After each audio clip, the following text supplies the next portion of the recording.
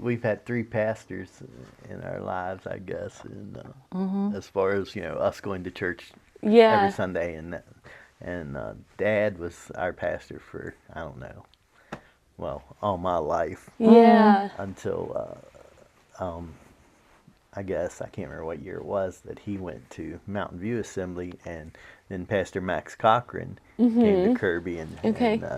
Max is a great guy, and just we learned a lot from him, and now we have Pastor Jed Metzler, Yeah. and it's funny how God works, because when Dad was pastor there at Kirby, he hired Jed as the youth pastor. Oh, And wow. Jed was the youth pastor there for years, Yeah. and now he's our lead pastor. And we look up to Jed. Jed does a wonderful job, and he's just very thorough. But we've had three great pastors Yeah, That's very thankful in awesome. our for that. lives. And, Yeah. Yeah, and Pastor Jed was the youth pastor to Morgan, Allison, Seth, and Jada. Wow. And they, all, just loved him as their Yeah. youth pastor. And then, he became, the pastor, him and his wife, Jen. And they've been a huge blessing in our life. And all four of those, our children, still go there and That's to so cool. Kirby. And, I think they, learn so much from Jed as their youth pastor. And now, as a pastor of our church, Yeah. they're there. It's a blessing to have, most of our children and our grandchildren, there we're kind of like in the back 2 or 3 rows. Yeah. And a little rowdy back there. That's We like like we were it. in a family of 4 and 4 kids, and like my mom would always take us to church, so we were always on the back row, because there was times, like, you guys know James, he's ornery, and so every now and then she'd have to take him like out onto this porch and smack his butt and bring him back in, and like it happened with me a couple times too, but like we were just in the back that way if we needed to pop out a little bit if we weren't being well behaved, and then pop back in. But Yeah. Yeah. So that's an encouragement. Like, if you think your kids are going to be, I love that. And same with your pastor, he has kids, right? Oh, yeah. And like, our pastor's got 4 kids, so they're not distracted by like, the kids making noise or Yes. anything like that. Like, don't, and you guys have children's ministry. We have that here. So like, send them to the nursery, send them to the children's ministry, allow them to be poured into, and then you can get poured into as a parent too. Because like I'm with my kids all the time, so it's great that they can go and do those things and have fun. And both of my kids, when they first started going to nursery, our nursery is wonderful. Like, my best friends are the ones who headed up, but they would cry when I dropped them off, and I felt so terrible. And I was like, if they cry for more than 10 minutes, just bring them out to me. And there's a couple times they did have to come out. But, once they were a year old, I was like, okay, like, it's time. You can't sit still, especially Aiden. He's a boy. He was wanting to, like, run through the aisles, and everybody thought it was cute. But I was like, this is distracting, like, especially for me. And so just even Dakota and I getting that time together, listening to the sermon, like, it's a time that we always look forward to. And like Madeline, she always asks when it's Sunday. Like, she loves church and she loves being around her friends and stuff. So yeah, it is such a blessing. And there's no perfect church. Like, we've said that before. So if you're trying to look for that, like, you're not going to find it again, because it's filled with a bunch of broken people who need Christ. So You find a perfect Savior, but not a perfect church. yes, exactly. Okay, so what is some of your best parenting advice that you guys have? I mean, I think we touched on a little bit already, but, for us, just loving your children, doing the very best you can, but no, you're not going to be a perfect parent, and you're going to learn as you go. Yeah. What works for one child may not work for another child, so we've had to switch gears and, be different. Yeah. Because not every child is going to respond the same way. And, communicate. When, of course, when they're little, it's a little different. But, as our children got older, I just felt it was so important to communicate. If, we were able, I love that we're able to say, I'm sorry, and, please forgive me, and work through. Sometimes it took a while, but work through struggles or, whatever, and be together. We've had, our children have gone through some health issues, and, we've had, Shane and even now Travis going through this, and then, Ellie and Travis just had that accident. Yeah. And these are just, the recent things, but, being able to just be there for one another and support one another, love one another, work through issues, and, just communicate, and love and give grace. I just feel like those are, some of the most important things that you can do. And just, when our children were little and, is busy and, sometimes you're overwhelmed or, whatever, it's hard to like be in the moment at times and just enjoy. But, I feel like sometimes you just have to step back and just relax a little bit and enjoy the moment, because it does go by fast. Yeah, that's what I have to keep telling myself. I'm like, because I'm very productivity driven, and I'm like, okay, the most productive thing, and I get us outside. I try to do at least 2 hours a day, like an hour in the morning, an hour in the evening, because if I'm in the house, like my mind does not shut off of everything that I could be getting done. And I'm like, the most productive thing that I can do is just spend time playing with them, pushing them on the swing. We played soccer yesterday, like little things like that. And I think getting outside is a huge help with that. And like when you were saying teaching your kids to get along, like I've already tried to tell my children, like say the one hits the other, right? And I'm like, look, God gave you, I'll just say Madeline would do it to Aiden. Both of them have done it before. It's not just her. But I'm like, God gave you Aiden as a brother to love him and protect him and just have fun with him. Like, are you loving him well if you're hitting him? And she'll be like, no. And I'm like, okay, you need to ask him, like, say sorry. And I always make them. And then when they say sorry, I make the other one say, I forgive you.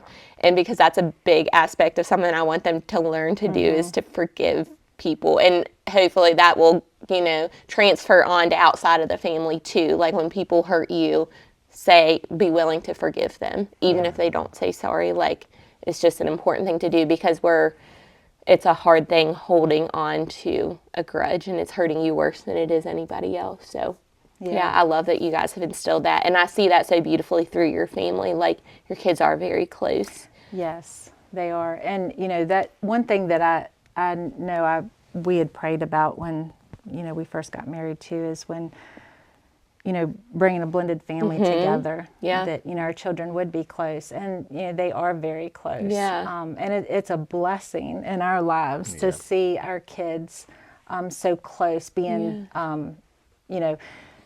Seth was the only boy for a long time. Now the 4 girls are all married, so, he has 4 brothers, so Brad and Seth are no longer outnumbered by the women, but, they're all close, and just, it's fun when they all get together.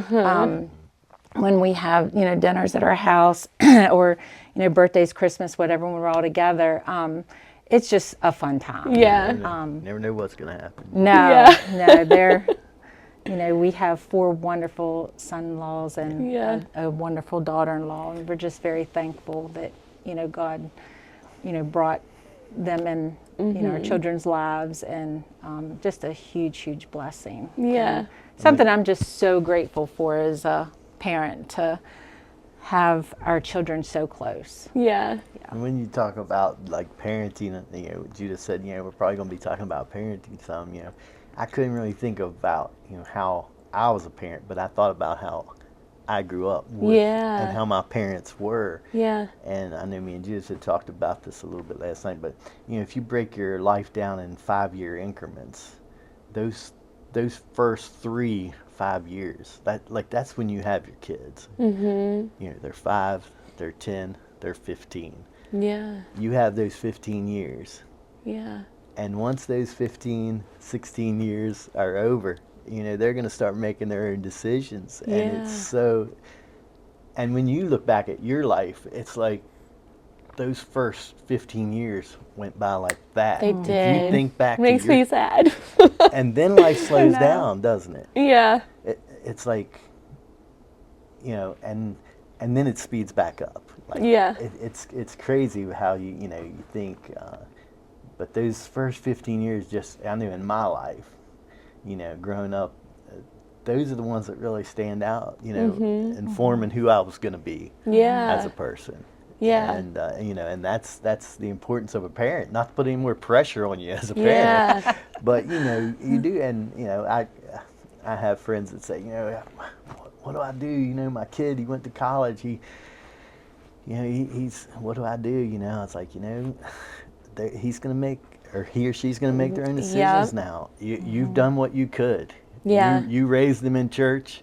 You gave them everything they needed those first 15, 16, 17 years. Yeah. And now they're making their decisions. And you just kind of gotta pray, trust Yes, God. That's what I would and, say. Yeah. Hope that they come back to the realization, that they need God. And that was my story. Like, even growing up in a church, and I'd like, when I went off to college, I'd party on Saturday night and go to church on Sunday morning. Like, I still had the desire to have a relationship with the Lord and pursue Him in that way. But I was doing my own thing. I was like rebelling a little bit too. And like, my mom kept praying over me.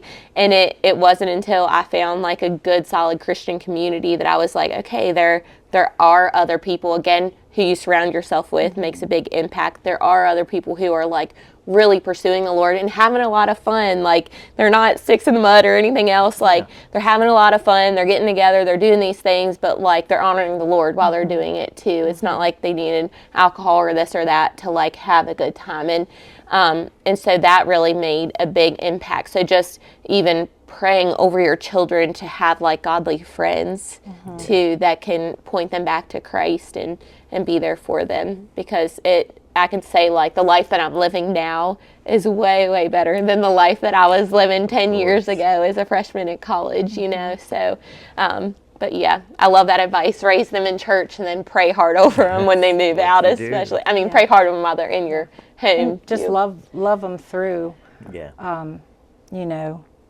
whatever they're going through, and just try to give them good, sound advice, and like I said, sometimes we weren't always the best at, responding or reacting to a certain situation at first. Yeah. But, that's one thing I'm thankful for, is that God allows us to mess up and still love us. Yes. And just help us to continue to grow, to be, a better wife, a better mother, a better friend, a better daughter. Yeah. If there's anything my parents taught me, growing up, they loved me no matter what I did. Yeah. And it points to Christ. Yeah. It points to God. We make our own decisions, and we might hurt our parents. I've hurt my parents. Yeah. I've failed them, and I failed God, but they loved me through it. And I wasn't the perfect kid. My kids weren't the perfect kids. They'll watch this and they'll laugh right now. Yeah. But it's true, and I guess until you're a parent, you never understand that love, because when people hurt you or something, you can turn them off and done with that. Yeah. You can't do that with your child. No, and I think becoming a parent has taught me so much more about God's love for us. Yes. Because then you can go back and read the parable of like the prodigal son, right? Yeah. Or I think a lot of the headings, it talks about the parable of the two brothers, because the one brother was jealous because he stuck around and he did all the right things, and then like his father still celebrated when the wayward child came home, and he still welcomed him in with open arms. And that's how God is with us, and that's how we can be with our children when they mess up. It's not if, it's when they mess up, when they let us down, when they do things that we're like, we taught you better than that, we can still love them through it, and like you said, be a reflection of Christ. I love that. Yeah, and regardless of, how we reacted, if, it wasn't in the right way or whatever, I'm thankful that God still kept us strong as a family unit, and, He was our foundation, is our foundation, and that He healed us together. Yeah. That, we're able to stay strong together as a family. That's so great. I'm thankful for that. Yeah. And as you've said a couple times how like he is your foundation, and I just think about the parable that Jesus gave. What kind of foundation are we building our house on, right? So it talked about like the one that built their house on a foundation of sand and a couple other things, and then the one that built it on that firm foundation withstood the storm. So like if we're building it on a foundation of things of this world, like on a foundation of my kid's good at sports, well, that's what we're going to focus on, or we have this and that material thing, that's what we're going to focus on and take pride in. But like when the storms of life come, because they will come if you're not already in it, then it's going to feel like everything just got knocked down, and you're going to be like, what do I do now? Right. Like all those things fell short. Say you're banking on your kid doing really good in sports, and then they get an injury right before they go to college, like things like that do happen, or whatever it is. But when we have Christ as our foundation, he is the one that never lets us down. He is the one that's going to help us through those storms of life and not let us get blown, this way and that way. Like we are, we can be so sturdy in knowing he's got this. He's not surprised by it. Like, Right. say something happens to your child and they get a diagnosis of something wrong with them. God's not like, oh my goodness, I didn't see this coming. Like, what are we going to do now? And freaking out. Like, he's up there like, I knew this was going to happen. It's the broken world that we live in, right? He is near to the brokenhearted. So I can just imagine Jesus like crying there with us when we're sitting there crying, feeling so defeated. But he's got a way through. Like, he is going to provide, and it's not going to be the way that we have planned. It's not going to be all the what ifs that we get in our head. And I'm just reminded that over and over and over again, because it feels like a lot of changes in my own life happening right now. And I'm like, God, how is this going to work? How are you? It's just a lot of what ifs. But like Dakota's been really good about, okay, we've talked about it. We've, planned what we can as far as we can. Like, we're not going to keep pondering on this and like focusing in on this. Like we're giving it to Christ and we're letting it go and trusting. And we have seen him provide in ways that like we wouldn't have come up with, Right. So it is a comforting thing. So what is some of your best marriage advice, both for when in those younger years that you talked about and then now as empty nesters? Well, I mean, when you have Jesus in your life, there's so many ways that we're imperfect, even as spouses, but Jesus, he's perfect. When you're focused on Christ and what he's done for us and his love for us, I don't know. It's like when you put God first, things just I don't know. They're better.